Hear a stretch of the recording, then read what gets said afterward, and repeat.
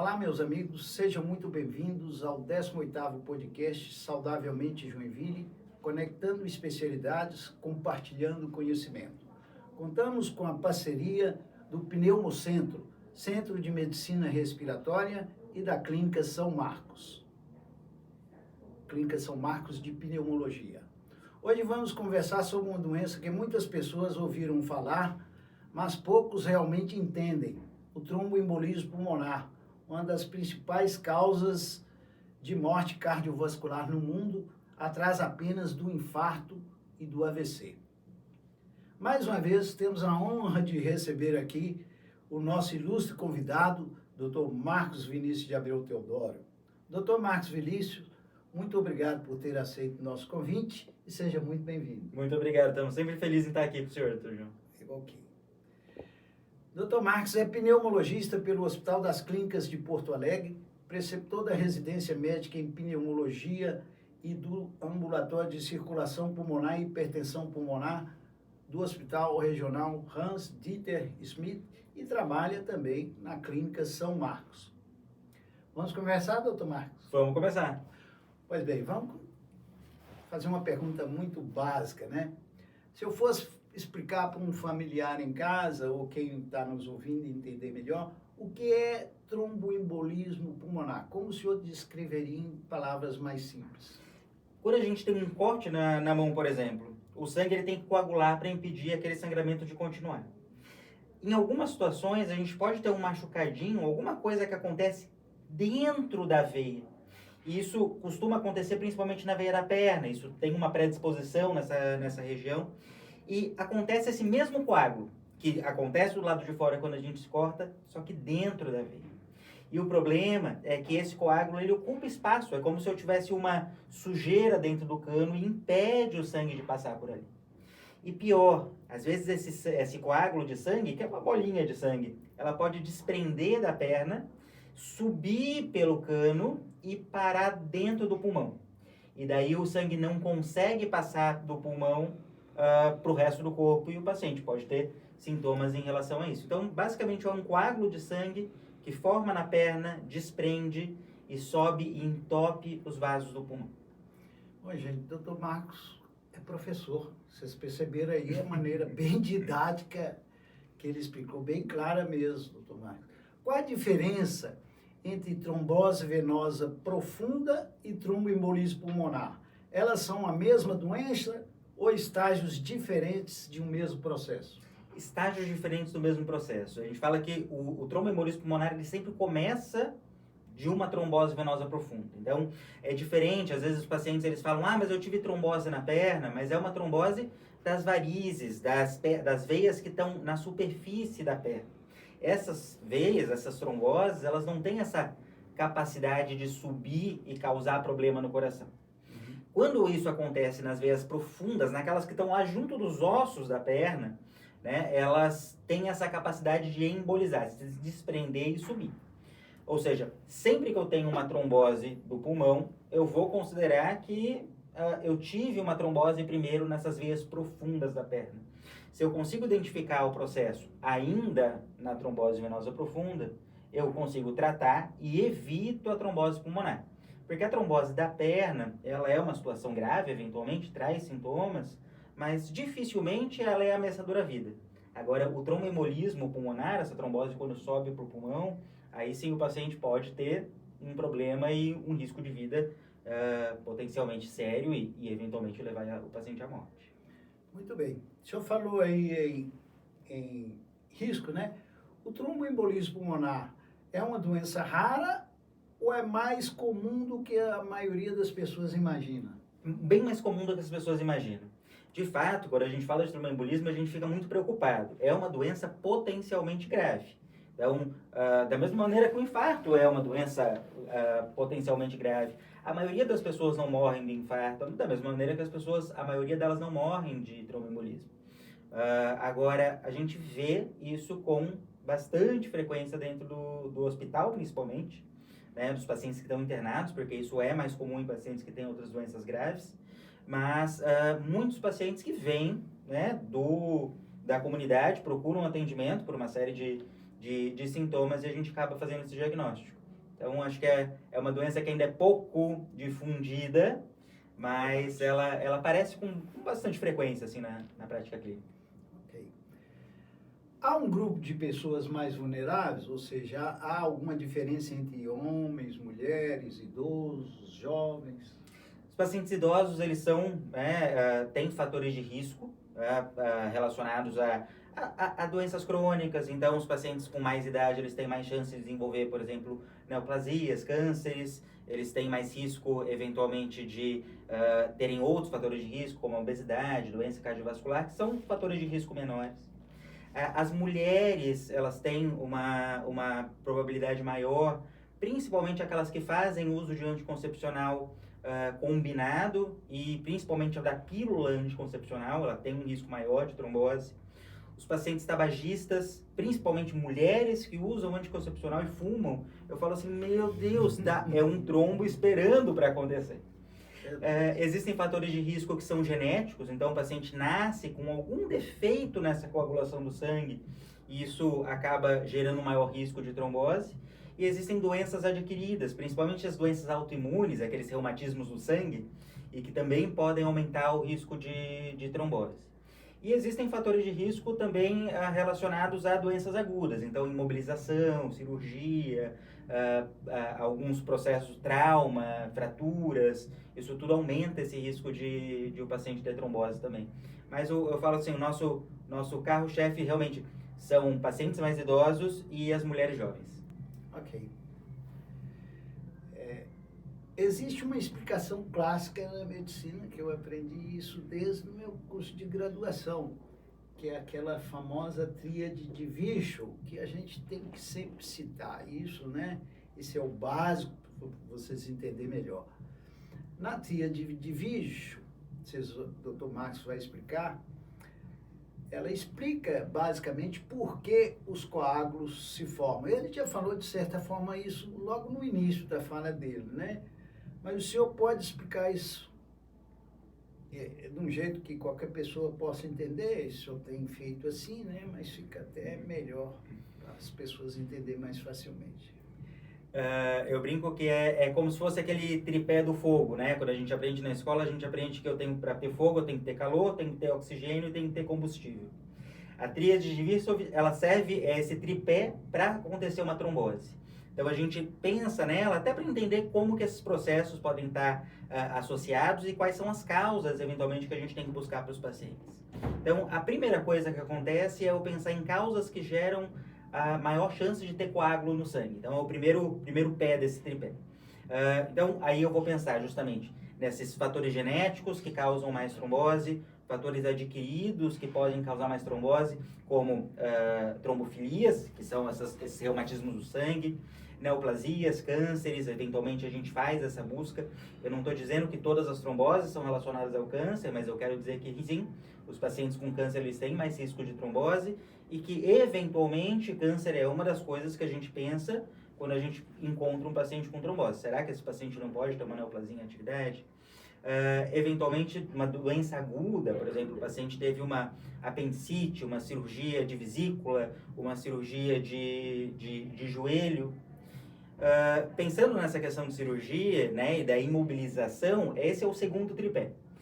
O sangue ele não coagula espontaneamente, salvo em situações muito devastadoras. A gente tem que ter ele paradinho para acontecer esse coágulo. Então, sempre que eu tenho uma imobilização, isso significa uma internação mais prolongada, uma doença aguda, ou o paciente faz alguma cirurgia ortopédica, ou tem uma fratura e não pode mover as pernas. Às vezes, fatores menores, por exemplo, uma viagem, a gente tem essa imobilização, essa estase sanguínea, essa parada do sangue, e isso favorece a coagulação. E eu comentei lá atrás que geralmente isso acontece quando eu tenho alguma lesão, algum machucadinho, e que é o terceiro tripé, né, o terceiro pezinho desse tripé, que é o dano dentro da veia. E isso é uma coisa, por isso que os idosos são mais afetados, mas é uma questão que vai acontecer. As nossas veias, elas vão acumulando danos, então esse pezinho ele também está muito presente. Então, o tripé é hipercoagulabilidade, a imobilização, a estase sanguínea e o dano endovascular. E com isso a gente consegue fazer esse coágulo ali na perna. Perfeito. Eu não tenho nada a complementar aí, você falou tudo, né? Essa tríade, é sempre bom lembrar, né? Repetindo, a estase sanguínea, a vagareza, a dificuldade da circulação do sangue, né? Que é muito comum nos imobilizados, né? Pós-operatórios, a hipercoagulabilidade, que é muitas vezes uma tendência genética, e a lesão endotelial, que o Dr. Marcos explicou muito bem. Uma coisa que muita gente não sabe é que ficar muito tempo sentado, eu tive uma experiência com um familiar assim, que fez uma viagem de avião, né? Essas viagens longas, né? 12 horas ou mais. Então, você corre o risco, né? Mesmo se você está trabalhando muito tempo sem levantar, isso pode ser um fator de risco para tromboembolismo. Por que isso acontece? Justamente por conta desse fator estase sanguínea da tríade de Bischoff que a gente falou um pouquinho mais cedo. Viagens longas, mas qualquer imobilização acima de 2 horas pode ser um fator de risco. É claro que eu preciso dos outros fatores da tríade, então não são todos os pacientes que vão fazer. Só que muitas vezes nós temos fatores de hipercoagulabilidade que o paciente não conhece. Então o que a gente geralmente orienta? Se eu não sei, eu vou tentar evitar. Isso significa, numa viagem mais longa, seja de ônibus, seja de avião, a cada 2 horas levantar e caminhar pelo corredor. Se isso não for absolutamente possível, pelo menos que se movimente. E o principal músculo que a gente tem que tentar movimentar é o músculo da panturrilha. Então, se eu movimento o meu pé para frente, para trás, para frente, para trás, esse músculo, a hora que ele se contrai, ele comprime essas veias, ele empurra o sangue mais para cima. E o sangue não fica parado, então. O principal movimento é esse movimento de panturrilha. Alguns pacientes, principalmente aqueles que já tiveram história de trombose, eles têm indicação de fazer uso de uma medicação antes de alguma viagem prolongada, justamente como profilaxia para eventualmente acontecer trombose. Não é para todo paciente, mas é especialmente para aquele paciente que já teve uma trombose prévia. Hoje em dia, antigamente a gente tinha uma injeção, hoje em dia a gente tem um comprimidinho que toma na hora da viagem e isso evita de ter alguma complicação nesse sentido, uma surpresa aí desagradável no momento de lazer. Só para pontuar isso que ele falou, uma vez uma tia minha, muito querida minha, viajou para Portugal e na volta ela passou 2 dias e morreu subitamente, né? Até eu tinha a minha sobrinha, era minha aluna de medicina, até ficou meio perdida. Eu falo, provavelmente ela teve uma embolia pulmonar. Ela fez essa viagem prolongada, isso foi há muito tempo atrás, né? Então talvez ainda não tinha essas medidas que ele citou aí, né? É muito comum nessas viagens longas, em determinado momento, os comissários de bordo instruir as pessoas, levantem, façam determinados exercícios, né? Toda vez que eu viajei numa viagem prolongada para o exterior, eu levantava, ainda mais na condição que eu tenho diabetes, é mais outro fator, né? Bom, quais as condições? O senhor já falou em parte isso aí, mas é o que eu sempre digo aqui, repetição faz o conhecimento sedimentar. Quais as condições do dia a dia, doutor Marcos, ou condições de saúde que colocam uma pessoa em risco de desenvolver uma TEP, ou um tromboembolismo pulmonar? Então, qualquer situação de doença aguda, isso é um fator de risco. Tanto isso é verdade, né, doutor João, que no hospital, a maioria dos pacientes recebe também uma medicação que é para profilaxia. Então, a gente sabe que o tromboembolismo pulmonar, depois da infecção, é a principal causa de mortalidade do paciente dentro do ambiente hospitalar. Então, a gente tem alguns scores que a gente aplica nos pacientes que avaliam esse risco de trombose. Se esse risco for aumentado, já se recebe uma medicação, que é uma injeçãozinha que se faz geralmente na barriga, diariamente, para evitar o desenvolvimento de trombose.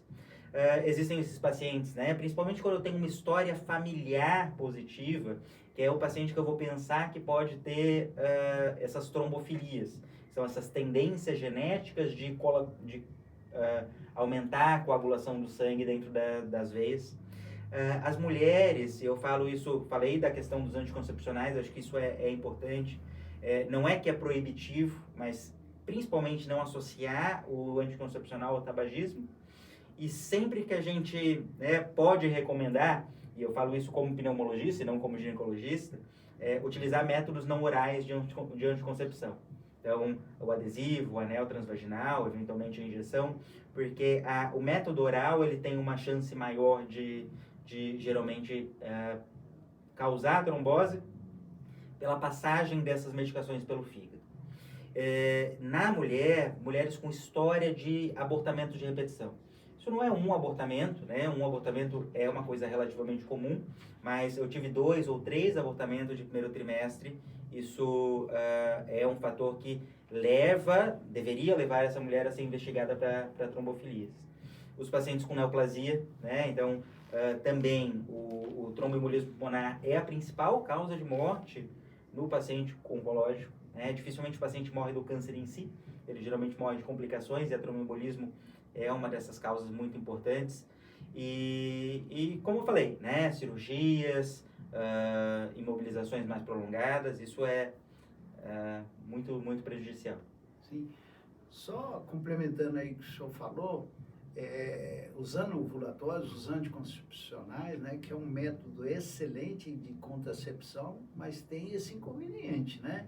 Aumenta o risco, principalmente se for uma mulher mais idosa e se for, por exemplo, portadora de varizes. Tem muita mulher que tem vários fatores de risco junto. Tem idade maior, usa anovulatórios e tem varizes, né? E em relação às cirurgias, o campeão, eu acho, são as cirurgias ortopédicas, né? Principalmente joelho, quadril, tanto que essas cirurgias a gente já tem também indicação de usar profilaxia independente do paciente. Então, os pacientes devem ficar usando durante 4, 6 semanas profilaxia pelo risco aumentado de trombose. Aí eu não falei um outro fator que hoje em dia na a gente tem visto muito, que é a bomba de academia, que é usar hormônio como esses chips da beleza, terapia de reposição hormonal sem indicação, eventualmente por médicos, e a gente sabe que isso acontece muito, mas com um questionável conhecimento técnico e conduta ética. Assim. É verdade. Acho que usar hormônio de maneira não adequada, não indicada. Às vezes por indicação de amigos, né? Sem uma supervisão médica nem nada. E isso pior ainda, pior ainda. Bom, o senhor já falou que existe uma predisposição, em alguns casos, genética para o tromboembolismo. Ou seja, aquele jovem aparentemente saudável pode ter um TEP sem nenhum fator de risco óbvio, né? E esse é um paciente com desafio. Então, a gente sempre busca a causa do tromboembolismo, porque isso muda, muitas vezes, a maneira com que a gente vai manejar o paciente ao longo do tempo. Por exemplo, eu tenho um paciente que tem um fator de risco que ele é reversível. Eu fiz um tromboembolismo porque eu fiz uma cirurgia, eu fiz um tromboembolismo porque eu tive internado, ou mesmo eu tive um fator de risco curável, por exemplo, câncer. Hoje a gente não mantém o paciente com câncer usando medicação para sempre. Com cânceres que são considerados curáveis, né, o paciente já está resolvido da doença, ele pode suspender a medicação. Agora, pacientes que a gente não tem uma causa conhecida, e muitas coisas em medicina a gente não conhece, por mais que se busque. Até um tempo atrás, era muito questionado se a gente manteria eles em anticoagulação ou não. Hoje, com as medicações mais novas, a tendência é que, se eu não sei a causa, eu devo manter eles tomando a medicação, em princípio, para o resto da vida como profilaxia. Porque se eu tive um episódio, a chance de eu ter o segundo é muito maior. E cada episódio é um episódio que coloca o paciente em risco de vida. Como a medicação hoje é muito mais segura, a gente tem essa indicação de manter os pacientes com baixo risco de sangramento usando o anticoagulante durante mais tempo. Perfeito. Nós estamos entrando agora na área que talvez as pessoas estejam mais curiosas, né? Em relação às queixas, os sintomas. Né? Se alguém estiver tendo um tromboembolismo agora, como os familiares ou alguém leigo pode suspeitar disso? Porque para o médico talvez seja mais fácil, mas a gente vai tentar aqui passar algumas informações que fazem suspeitar dessa possibilidade. Então, quais os sintomas, doutor Marcos, que podem sugerir a possibilidade do tromboembolismo pulmonar? Tromboembolismo pulmonar é uma doença aguda, então é um quadro classicamente súbito. O paciente ele está muito bem, ele está tranquilo e de repente ele sente uma falta de ar. E essa falta de ar pode ir piorando, piorando, piorando. Isso geralmente é o que leva o paciente aí ao hospital. Os quadros onde o trombo ele é um pouco menor, ele pode manifestar muito similar a uma pneumonia. De maneira geral, também é um quadro agudo. O paciente não tem pródromo e, de repente, ele pode começar a ter tosse, pode ter dor no peito, e geralmente essa dor é ao respirar, ao tossir, eventualmente a mobilização, e pode, inclusive, ter tosse com sangue. Então, a hemoptise, né, que é essa tosse com sangue, isso também é um sinal de tromboembolismo pulmonar. Mas eu falo sempre que o básico é, eu tive um sintoma respiratório muito agudo, uma falta de ar muito súbita, e isso é o que chama atenção. É claro que tem episódios e tem pacientes que têm quadros mais subagudos, ou quadros onde eu tenho sintomas que vão progredindo mais lentamente, mas isso é exceção. Certo. Falta de ar e muitas vezes acompanhada de aumento da frequência respiratória, né? E palpitação. E palpitação, aumento da frequência, né, cardíaca também. Agora, o desafio é os quadros leves, como ele falou, que a falta de ar, às vezes, é muito leve e pode ser rotulado por um médico inexperiente como uma ansiedade, como uma outra coisa mais simples, né? Isso acontece muito nos nossos pacientes da hipertensão pulmonar, que foi o assunto que a gente Exato. conversou no último podcast.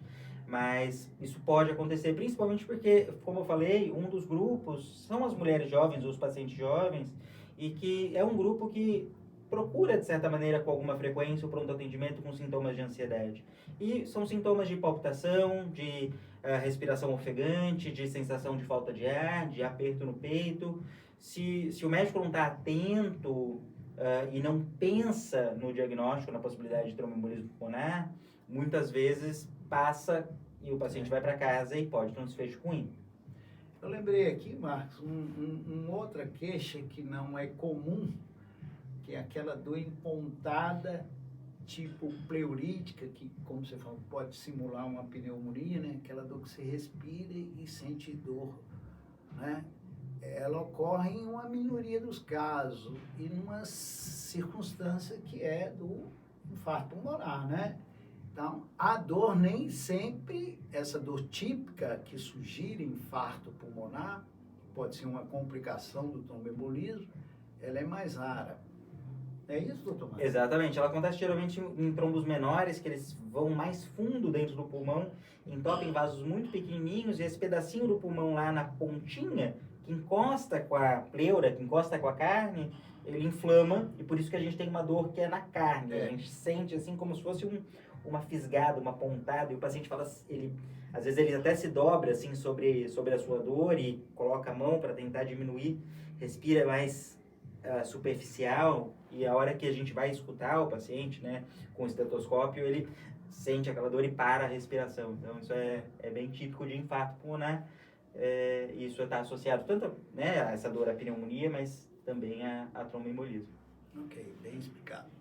Bom, gente, nós vamos fazer um pequeno intervalo agora e quero pedir a vocês que não se inscreveram no meu canal do YouTube, João do Pulmão, faça sua inscrição, dê sua curtida, compartilhe bastante o vídeo e também me sigam nas minhas redes sociais, no TikTok, o Facebook, o Instagram, sempre com o nome João do Pulmão.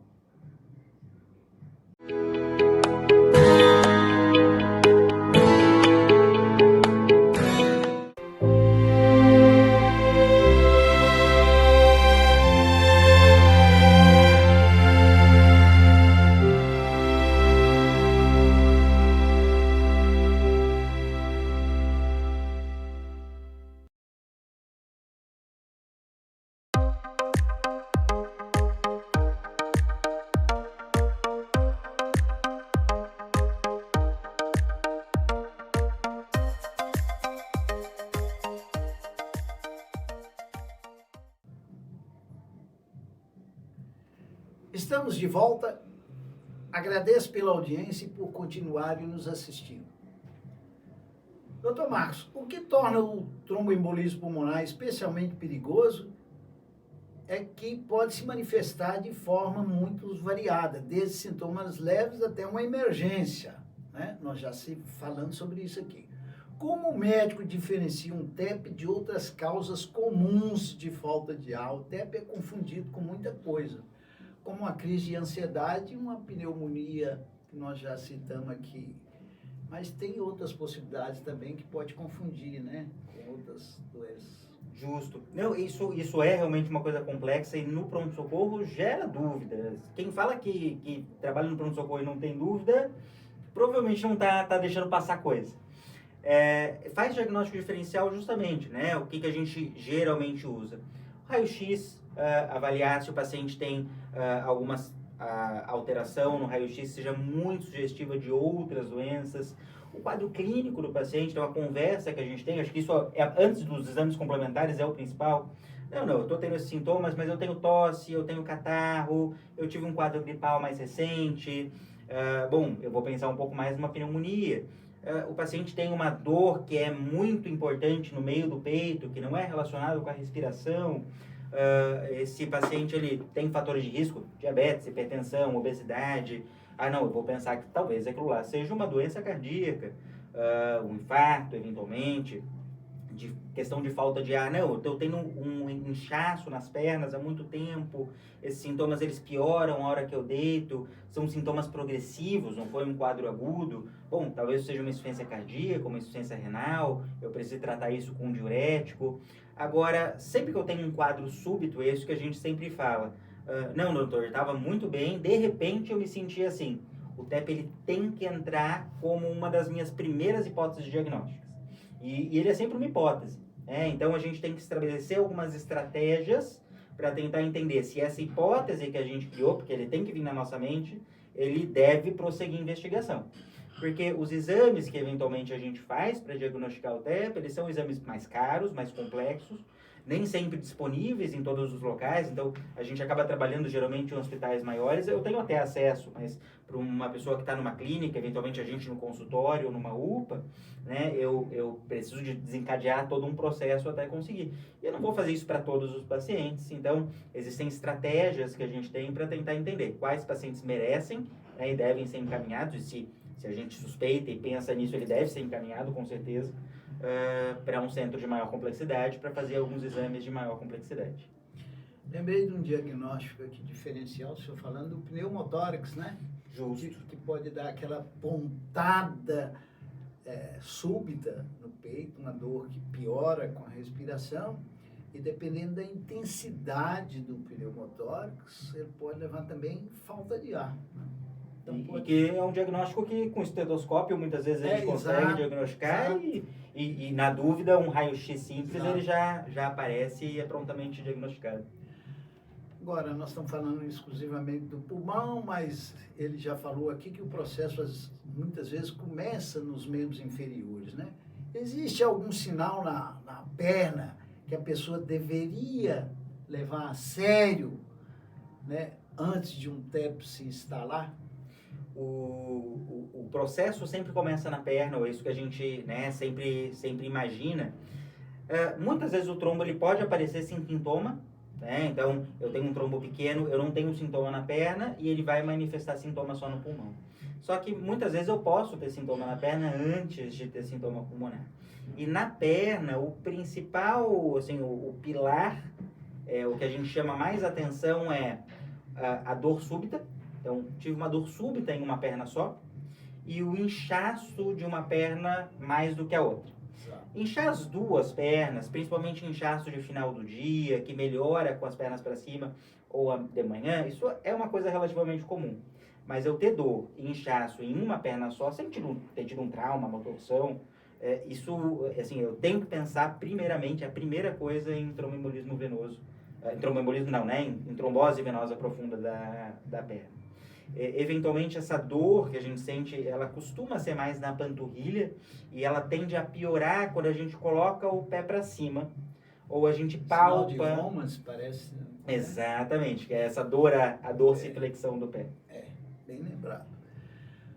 Quando o médico suspeita de TEP, Por onde começa a investigação? Existem exames de sangue que ajudam a confirmar ou descartar o diagnóstico? Então, a gente tem alguns exames de sangue. O que a gente consegue dosar no sangue? O coágulo, ele tem um processo onde ele está sendo constantemente construído e destruído. Isso é natural do sangue, justamente para um autocontrole nesse processo trombótico. E essa degradação, como se fosse esse resto de coágulo, ele cai na corrente sanguínea. Então, eu consigo dosar isso em laboratório. Se eu tenho muitos restos de coágulo dentro do sangue, bom, talvez eu tenha coágulo em algum lugar. Se eu não encontro resto de coágulo nenhum, bom, provavelmente eu não tenho coágulo nenhum. E é mais ou menos esse o raciocínio. O grande problema do exame de sangue é porque eu não consigo diferenciar se é uma trombose na perna ou se eu só bati o meu dedinho na cama, ou bati o meu braço na maçaneta, ou eu, enfim, tive qualquer outro processo onde eu gerei um coágulo, e o que é natural e fisiológico dentro do nosso corpo.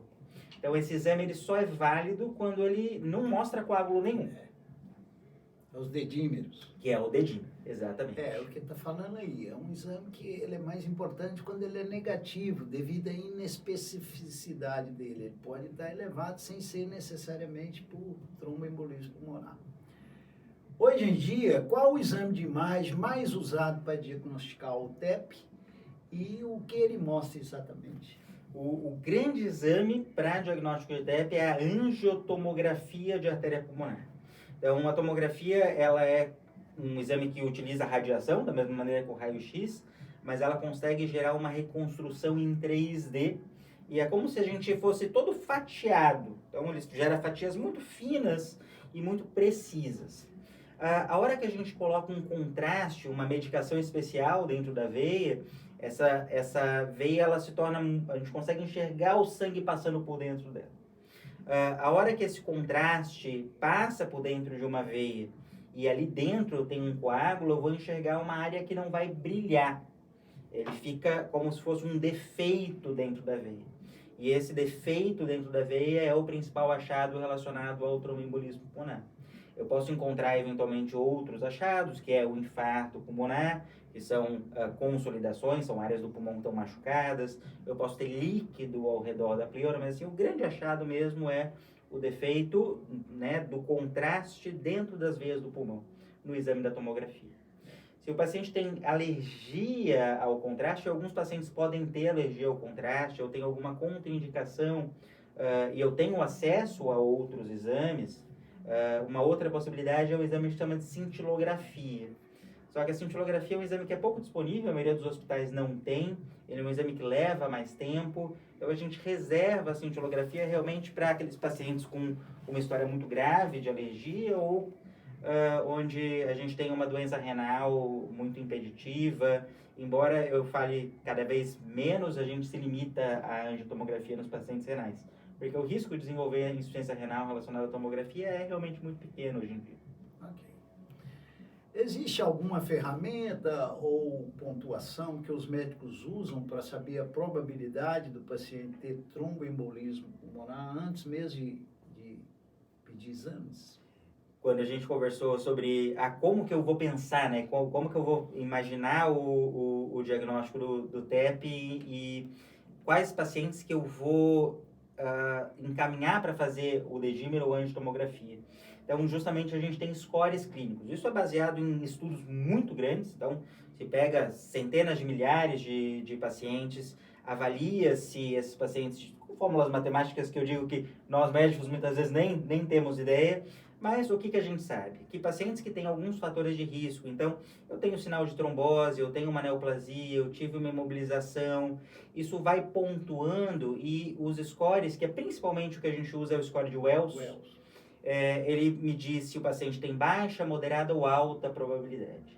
Baixa probabilidade, menos de 15% dos pacientes têm tromboembolismo. E para esses pacientes, a gente tem um outro critério que a gente chama de critério de PERC, ou rule out, ou a exclusão de TEP. Então, se eu tenho um paciente com baixa probabilidade, menos de 15% de chance de trombo, eu faço o rule out, que vai levar em consideração idade, também câncer, história familiar, idade, são vários fatores de risco. E todos esses critérios são negativos, menos de 1% desses pacientes acabam tendo TEP nos estudos. E isso significa que se eu tenho todos esses critérios negativos, esse paciente não precisa prosseguir a investigação. Agora, se eu tenho dúvida, eu tenho uma probabilidade intermediária. Mas se os dedímeros for negativo, né? Aí o dedímero entra nesse paciente onde eu tenho, às vezes, algum critério de PERC positivo ou eu tenho uma probabilidade intermediária.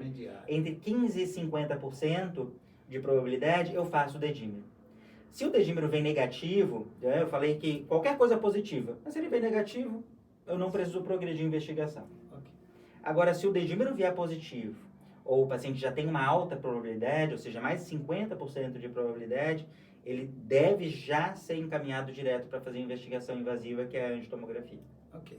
E para facilitar a nossa vida, né, doutor, existem aplicativos que têm esses scores, então, como são muitas variáveis, aquele corre-corre e tal, o estudante, o médico, ele pode recorrer a esses aplicativos e lá ela só vai respondendo as perguntas e ele já pontua e já classifica de risco intermediário, baixo ou alto, né? Pois bem, vamos continuar. Uma vez confirmado o diagnóstico, entramos agora na parte final, que é a parte de tratamento. Qual o primeiro objetivo do tratamento? O primeiro objetivo é a anticoagulação. Então, eu tenho que usar uma medicação, não é, sabe, doutor João, como eu disse, o coágulo, ele naturalmente se constrói e se destrói. A gente, nesse momento, eu não quero destruir o coágulo, eu só quero impedir a formação de novos e o próprio corpo, aos pouquinhos, vai destruindo esse coágulo.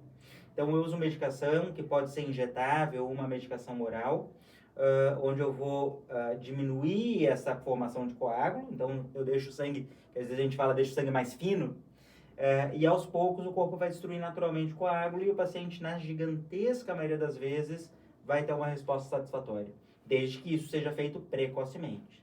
E um outro objetivo, né, inicial dentro do tratamento do tromboembolismo é eu identificar o grupo de pacientes que, apesar de eu estar usando o anticoagulante, podem evoluir mal. Podem evoluir com insuficiência cardíaca aguda, podem evoluir com choque, né, com falta de oxigenação nos tecidos e que precisam de atenção especial, ou de encaminhar para UTI, ou de outras terapias que a gente pode fazer para tratar esse evento de tromboembolismo agudo. Quando o TEP é mais grave, doutor, o coágulo está obstruindo grande parte dos vasos, de uma forma que a gente chama maciça. O que pode ser feito além dos anticoagulantes? Aí eu tenho algumas medicações muito específicas que elas conseguem destruir de maneira ativa o coágulo. É a mesma medicação que usa, por exemplo, quando o paciente tem um AVC, ou que se usava, e eventualmente se usa hoje ainda, quando o paciente tem um infarto, e essa medicação, ela simplesmente destrói mesmo, o coágulo ele acaba. O grande problema é que ela acaba com coágulos em qualquer região do corpo. E se o paciente tem um coágulo pequenininho, por exemplo, no cérebro, ou um coágulo pequenininho em qualquer outra região, fez uma cirurgia, o paciente vai ter sangramento. E muitas vezes esse sangramento, ele bota o paciente, ameaça a vida do paciente, ou deixa o paciente com uma sequela neurológica permanente. Então, a gente só deve usar os anticoagulantes, né, os trombolíticos, exatamente, em pacientes assim, onde ele vai morrer antes do anticoagulante fazer efeito. Por conta disso, a gente hoje conta com algumas tecnologias novas também. A gente pode fazer principalmente duas estratégias. Uma delas é eu introduzir um catéter dentro do vaso do pulmão, e esse catéter ele vibra e ele consegue abrir, é como que ele criasse poros nesse coágulo, e eu consigo injetar uma dose muito pequena desse trombolítico diretamente em cima do coágulo. E uma outra possibilidade é um catéter especial, também colocado pelo cirurgião vascular, de maneira geral, dentro da artéria pulmonar, ele aspira e ele consegue puxar esse coágulo para fora. São tecnologias novas, são tecnologias muito caras, ainda não disponíveis no SUS, mas que aos poucos, como tudo, né, vão sendo introduzidas e naqueles pacientes onde eu tenho um risco muito grande de sangramento, ou eu tenho um quadro onde eu não tenho uma indicação absoluta de trombolítico, mas ele pode piorar, eu percebo que ele está piorando, essas tecnologias elas vêm aí com uma segurança gigantesca.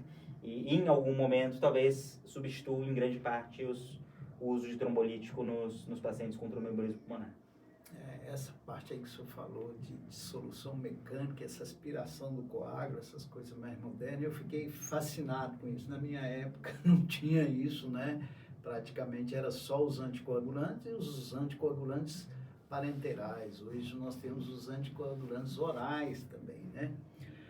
Bom, depois que o paciente se recupera, o tratamento continua por quanto tempo? Há risco do TEP voltar? Justamente, eu brinco muitas vezes no ambulatório, eu falo para os residentes, eu começar o tratamento do TEP é muito fácil. Eu fiz o diagnóstico, eu tenho uma estratégia de diagnóstico, eu tenho uma estratégia inicial de terapia, e isso é absolutamente consolidado. Né? Não chega a ser uma receita de bolo, mas quase. Uhum. A hora que esse paciente vai para o ambulatório, eu tenho que decidir quanto tempo ele vai ficar usando essas medicações anticoagulantes, se eu posso suspender, se eu reduzo dose, aí a dúvida fica. Por quê? Porque justamente o meu objetivo não é mais tratar a doença inicial, é eu entender qual paciente está sob risco de desenvolver o tromboembolismo novamente. Cada tromboembolismo é um evento grave e pacientes que já tiveram tromboembolismo prévio sempre vão ter aumento de risco. Então aí passa justamente eu entender o que gerou o trombo naquele paciente em específico. Pacientes que tiveram fatores de risco muito bem estabelecidos e transitórios, por exemplo, eu fiz uma cirurgia ortopédica, eu fiz um trombo, é esperado um fator de risco maior que ele tenha tido trombo. Então, anticoagulação por 3 meses resolve a trombose. Se ele estiver caminhando novamente, muito bem, eu tiro o trombo, o anticoagulante, e a chance de retrombosar é muito pequena, praticamente nula.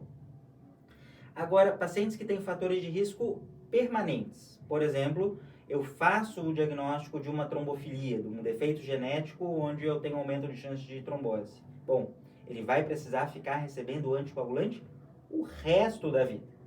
Isso é inegociável. Também não tenho dúvida, ele vai seguir usando a medicação para sempre.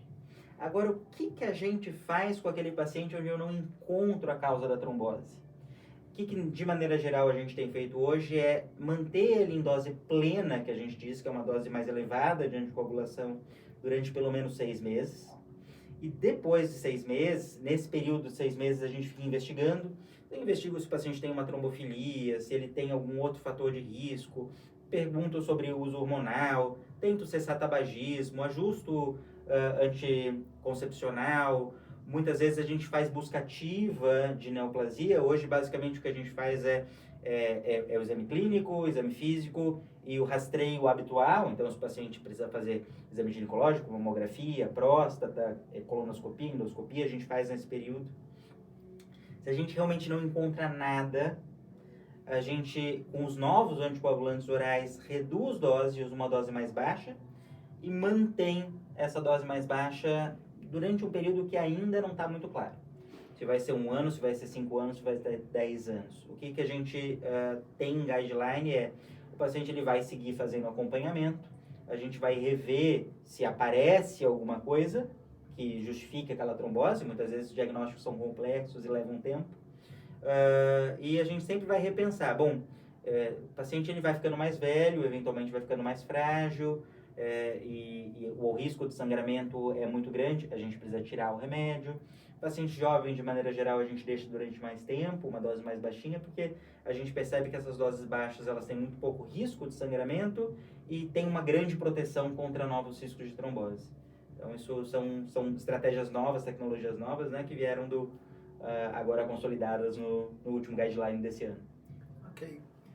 O assunto, como vocês estão percebendo, é muito extenso. Provavelmente nós temos que fazer outros programas nesse sentido, né?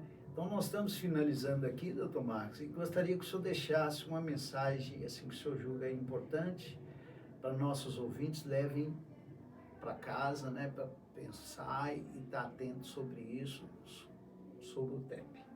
Primeira coisa é, a gente não brinca com gasolina. A gente fala que eu me encher de gasolina e ficar brincando com fósforo não é uma boa ideia. O uso de hormônio sem indicação absoluta é isso.